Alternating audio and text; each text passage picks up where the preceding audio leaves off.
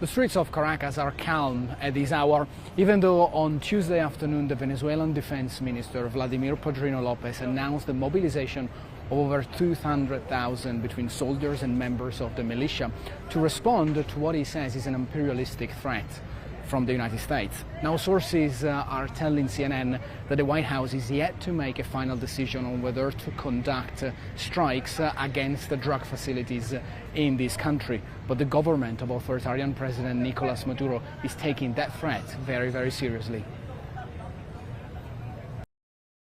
Today's the day where Nicolás Maduro's supporters are coming out in force to respond to what they say is an imperialistic threat from the United States. The people around me are from the state of Monagas. They say that they've traveled all night to arrive here in Caracas to respond to what they believe is an aggression by the United States. ¿Por qué llegaron aquí desde Monagas, desde tan lejos? Bueno, porque la juventud venezolana está aquí para apoyar a nuestro presidente Nicolás Maduro por la gestión que ha venido realizando aquí en nuestro país y porque estamos agradecidos porque ha sido un gran presidente que ha tomado a la juventud en cuenta con todo, con los proyectos, nos dio una primera concertación.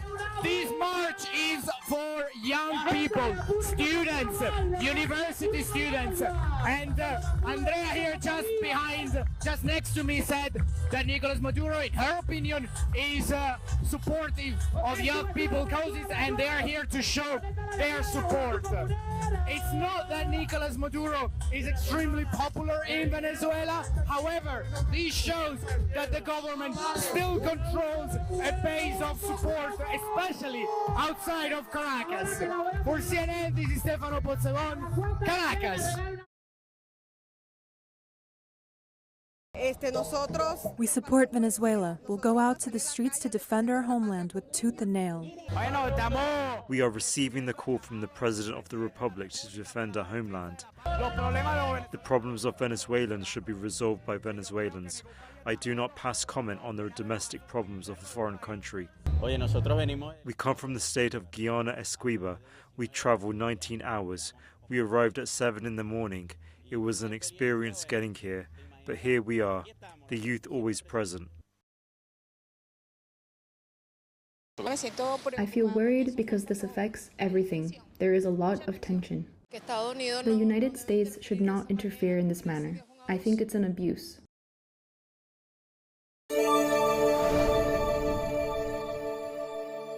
I'm Atra El-Nashar in Washington. Tensions between the United States and Venezuela are rising quickly as both countries ramp up their military postures in or near Venezuela. The Trump administration says it's focused on counter-narcotics, but there are real questions about whether the U.S. will launch strikes inside the country. As America's growing military presence near Venezuela draws closer, Nicolás Maduro's government is mobilizing its own forces. ¡Despliega todo el personal! Videos like this showing the beginning of what will be massive military exercises involving 200,000 troops in the air, land, and sea.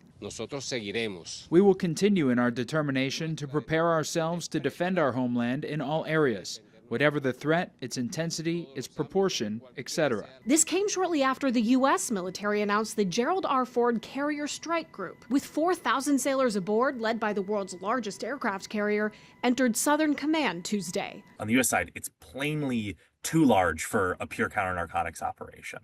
On Venezuela's side, I think the Maduro regime is sort of trying to simultaneously show resolve, but also not poke the bear too much. The Pentagon says these forces will enhance and augment existing capabilities to disrupt narcotics trafficking and degrade and dismantle transnational criminal organizations. Since early September, on almost a weekly basis, the U.S. has carried out lethal strikes on boats in the Caribbean and Eastern Pacific that the Trump administration says were transporting drugs to the United States. Like these two suspected drug boats hit Sunday. The Pentagon says 6 people were killed. On Tuesday, news broke that the United Kingdom is suspending sharing intelligence about suspected drug boats in the Caribbean with the United States. The UK is potentially having concerns about the legality or the ethics, or the optics, for that matter, of U.S. strikes on drug boats. The UK may also be concerned about what the Trump administration could do next. They want to cooperate, but they don't want to be complicit I think, in a regime change operation or in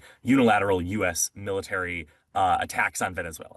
Colombia also halting its intelligence sharing with the U.S. Now, President Trump has maintained that regime change is not his goal, but he's also confirmed he authorized covert CIA operations inside Venezuela. In Washington, I'm Atra El-Nashar. In our world lead right now on a U.S. Navy ship, the U.S. is holding 2 survivors of a U.S. strike on an alleged drug-filled submarine in the Caribbean. This according to President Trump. It would be the 6th known strike, the first that didn't kill everyone on board. In the same week, Trump publicly declared he authorized the CIA to operate inside Venezuela to crack down on drug trafficking and migrants. This afternoon, the president had this colorfully worded message for the Venezuelan strongman leader, Nicolás Maduro. He's offered everything. You're right. You know why? Because he doesn't want to fuck around with the United States. So joining us now is retired U.S. Air Force Colonel Cedric Leighton. I won't ask you about that language from the president, but I will be asking you about what the United States is doing. The U.S. Navy is deploying about 4,000 more Marines and sailors to patrol waters around Latin America and the Caribbean. Maduro is rolling out a new defense plan, reportedly mobilizing his own military, police, and militias.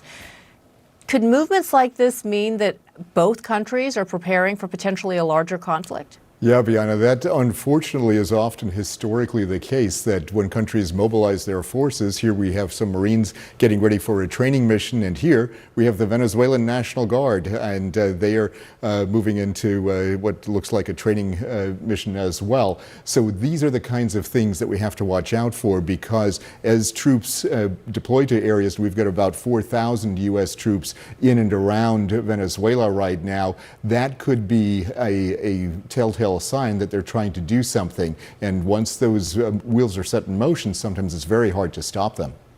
So let's zoom out for a minute here, because Trump says Venezuela is, quote, feeling heat. Can you explain for our viewers why this focus specifically on Venezuela?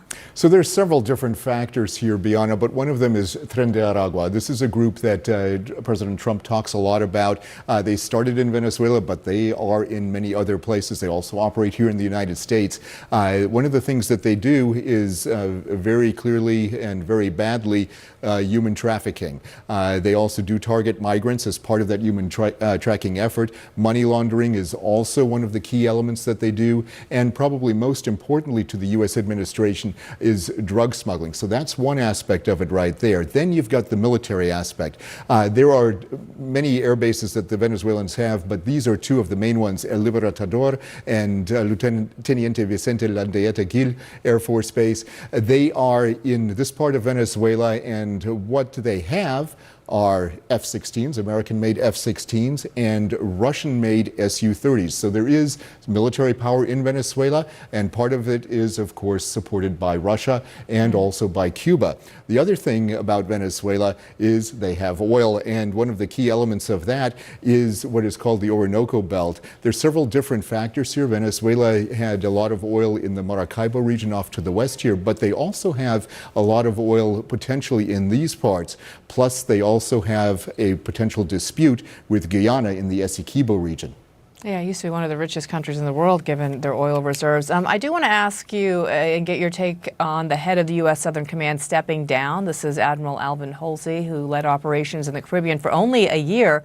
And sources are telling CNN that he and Defense Secretary Pete Hegseth did not see eye to eye. This is a high-profile resignation during an incredibly tense time, as you've just laid out. How unusual is that?